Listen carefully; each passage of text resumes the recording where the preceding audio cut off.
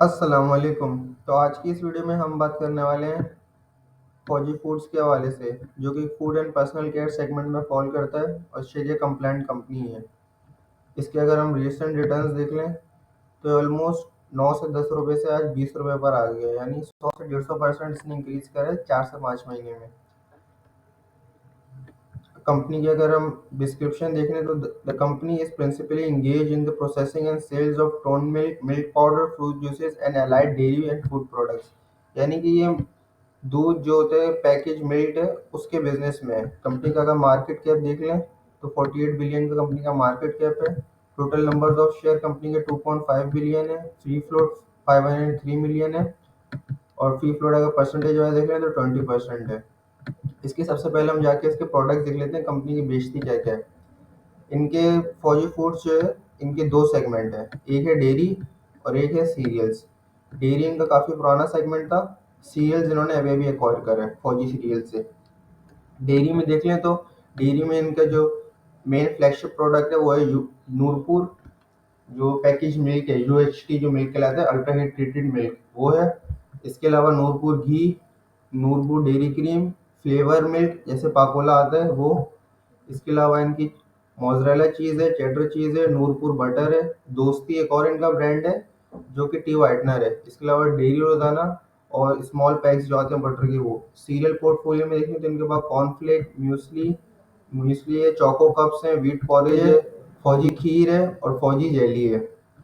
अब हम इनके यहाँ से जो थर्ड क्वार्टर इनका जो ईयर एंड होता है वो होता है दिसंबर में। अभी इनके सितंबर के रिजल्ट्स आए हैं, दिसंबर के नहीं आए, तो हम इसके जो transmission of quarterly accounts for the period and September 30 2024 download कर लेते हैं और देखते हैं इनके रिजल्ट्स कैसे थे। सबसे पहले ये मैंने डाउनलोड पहले से करे हुए हैं। सबसे पहले हम आ जाते हैं इसकी डायरेक्टर्स रिपोर्ट पर। फौजी फूड्स डायरेक्टर रिपोर्ट, इसको थोड़ा सा हम जूम इन कर लेते हैं।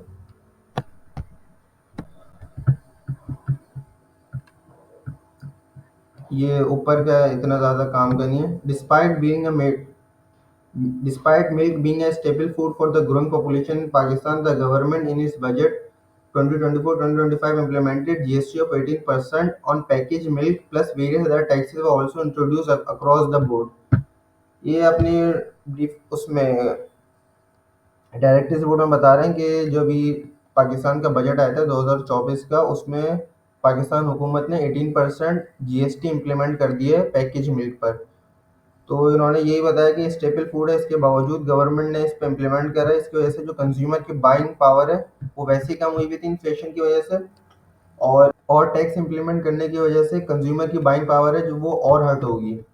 इसके अलावा इन्होंने अपनी फाइनेंशियल परफॉर्मेंस के बारे में बताया। Despite continued economic challenges and uncertainty, FFL continued its journey to improve its operations and posted PKR 560 million as profit after tax year till date 9 months 2024 versus loss of PKR 109 million।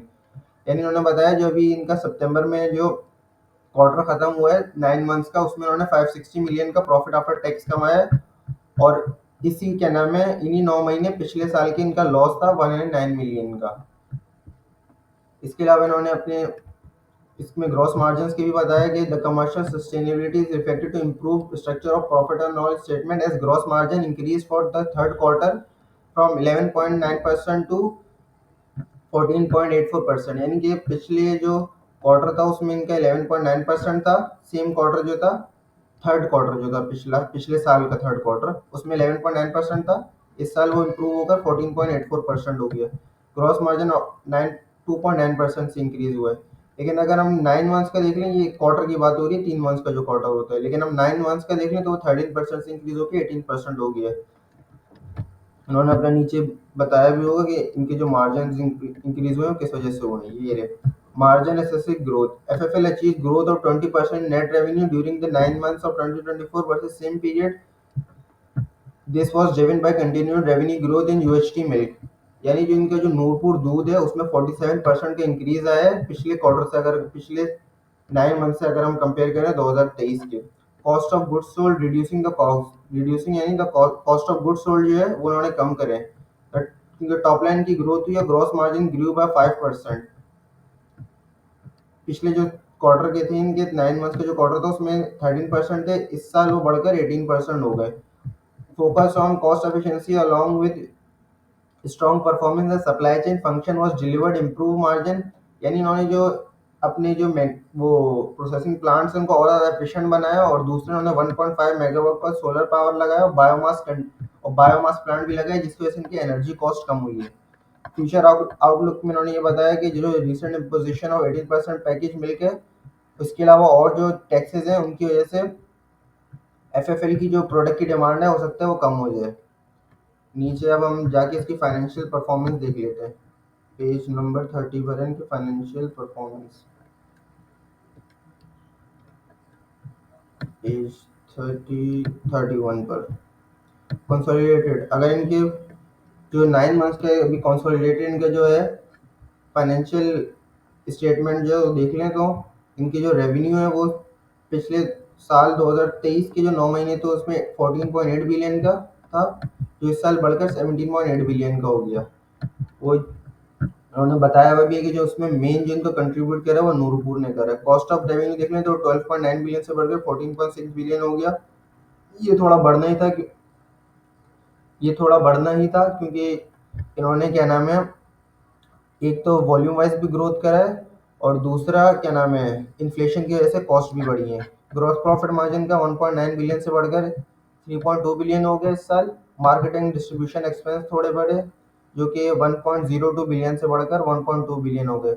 Administrative expense भी 530 million से बढ़कर 682 million हो गए। इनका profit from operations देख रहे हैं तो वो 380 मिलियन से बढ़कर 1.25 बिलियन का हो गया, जो काफ़ी ज़्यादा इंक्रीज है, ऑलमोस्ट 4 टाइम्स इंक्रीज हुआ है। अदर इनकम देख लें तो 189 मिलियन से बढ़कर 366 मिलियन की हो गई। अदर ऑपरेटिंग एक्सपेंसेस भी बढ़े इनके, 145 मिलियन से बढ़कर 560 मिलियन। फाइनेंस कॉस्ट हालांकि इनकी कम हो गई, 341 मिलियन थी पिछले 9 महीने में, इस 9 महीने में सिर्फ 40 मिलियन की हुई है, इस वजह से क्योंकि इनके जो लॉन्ग टर्म लोन थे वो थोड़े नॉन पे करें। इसके अलावा अगर इनका प्रॉफिट आफ्टर टैक्स देख लें तो इनका पिछले साल जो था वो लॉस था 108 मिलियन का, इस साल ये प्रॉफिट में 560 मिलियन के। अर्निंग पर शेयर देख लें तो पिछले साल लॉस 0.04 का था, इस साल 0.22 प्रॉफिट का नेट, यानी पॉजिटिव है। इसके बाद अब हम इसके देख लेते हैं financial position, statement of financial position देख लेते हैं हम इसकी। इसके अगर हम रेवेन्यू रिजर्व देख लें तो रेवेन्यू रिजर्व में इनका एक्यूमुलेटेड लॉसेज है, क्योंकि ये पिछले ऑलमोस्ट 3 काफ़ी सालों से लॉसेज में थे।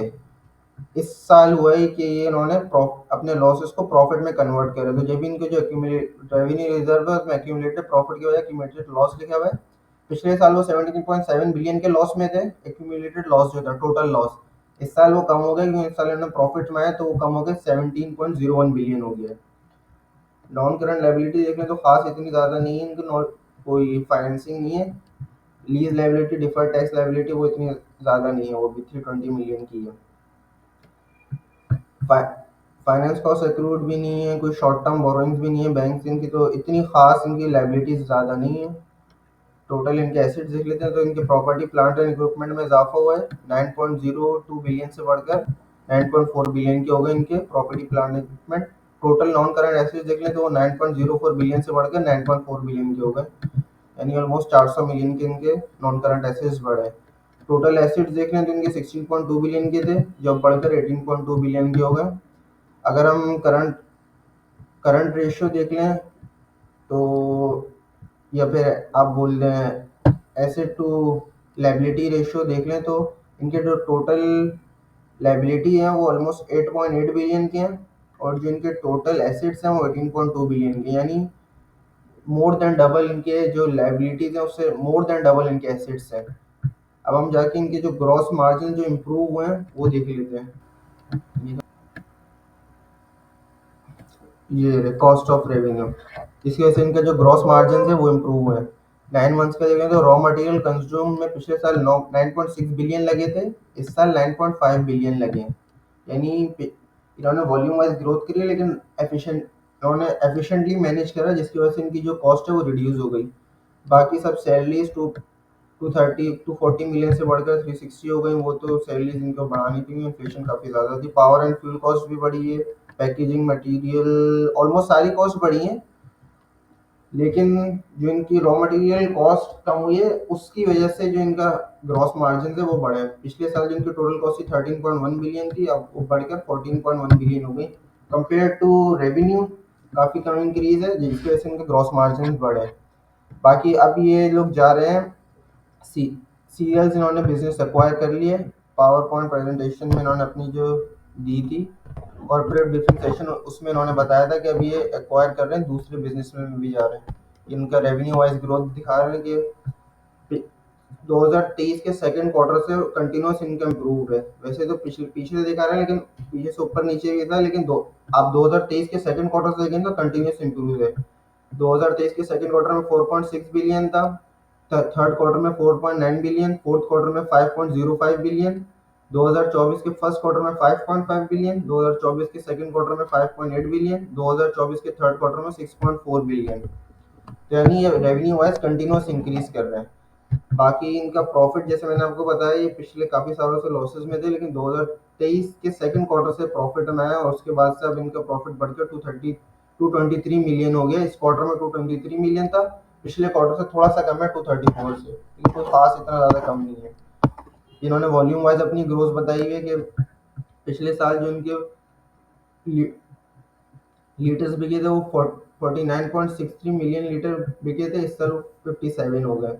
रेव्यू यानी जो वॉल्यूम वाइज ग्रोथ है 15% है, रेवेन्यू वाइज 20%। ग्रॉस मार्जिन भी पिछले साल 13% था, इस साल बढ़कर 18% है। नीचे आ जाते हैं, इनकी स्ट्रेटेजी देख लेते हैं। विजन फॉर 2024-2029, यानी 5 साल के इन्होंने विजन बताया हुआ कि इस साल जो इनका टोटल रेवेन्यू था वो 20 बिलियन था, अब ये उसको 2029 में 100 बिलियन करना चाहते हैं। Transforming from a dairy liquid business into एफ&बी पावर हाउस, यानी कि जो इनका डेयरी बिजनेस है ना, अब ये उससे जा रहे हैं फूड एंड बेवरेजेस, हर उसमें जाना चाह रहे हैं कि जो फूड का जो पूरा सेक्टर है ना उसमें जाना चाह रहे हैं, क्योंकि जो डेयरी बिजनेस है ना उसके मार्जिन काफ़ी लो हैं, हाई मार्जिन बिजनेस नहीं है। इन्होंने अपना रोड मैप भी बताया हुआ है कि किस तरह जाएंगे। Strengthening the core, grow current portfolio, improve cost, fix cost benchmarking versus competition, यानी कि जो इनके जो करंट प्रोडक्ट्स हैं ये अपनी प्रोडक्ट लाइन इंक्रीज करेंगे। दूसरा, एफिशिएंसी लाएंगे, इस वजह से इनकी कॉस्ट ऑफ गुड्स सोल्ड कम होगा। और तीसरा, अपनी फिक्स कॉस्ट को कम करेंगे। दूसरा ने बताया entering margin associated categories, cereals merger completed, pasta merger completed, diversify portfolio into high margin categories, यानी इस तरह उन्होंने सीरियल्स जो मार्जिन सीरियल्स का मर्जर जैसे मैंने आपको बताया था पहले नहीं था, अब हुआ इनका सीरियल्स। इसके अलावा पास्ता मर्जन का कंप्लीट हो गया, और ये इसके अलावा और ज़्यादा भी डाइवर्सिफाई कर रहे हैं हाई मार्जिन कैटेगरीज में। Exploring partnership in new segment, entry into new high margin segment through partnerships. इसके अलावा ये और हाई मार्जिन सेगमेंट्स में, जैसे उन्होंने बताया, जा रहे हैं। ये खुद एक तो खुद एक्वायर भी कर रहे हैं, दूसरा पार्टनरशिप्स कर रहे हैं दूसरी कंपनीज के साथ, जिससे इनके क्या नाम है, एक तो रेवेन्यू और प्रॉफिट वाइज इंक्रीज होगा, दूसरे इनके मार्जिन इंप्रूव होंगे। Expanding route to market, open new market, expand numeric universe in current markets, यानी कि ये पाकिस्तान के हर शहर में जा रहे हैं। और क्या नाम है, अब हो सकता है ये एक्सपोर्ट भी करना शुरू करें। ये आहिस्ता आहिस्ता जब पूरे पाकिस्तान में इनकी पहुंच हो जाएगी, अभी तो पूरे पाकिस्तान में नहीं है, अभी एक्सपेंड अपने आप को कर रहे हैं, जब पूरे पाकिस्तान में हो जाएंगे तो हो सकता है एक्सपोर्ट बिजनेस में भी जाए। तो अगर इन्होंने अपनी जो रोड मैप बनाया हुआ है इस हिसाब से चलते रहें और अपने क्या नाम है हाई मार्जिन बिजनेस में जाएं, तो इनके मार्जिन भी काफ़ी इंप्रूव हो सकते हैं, और प्लस इनके प्रॉफिट्स जो है, रेवेन्यू और प्रॉफिट दोनों इंक्रीज होंगे।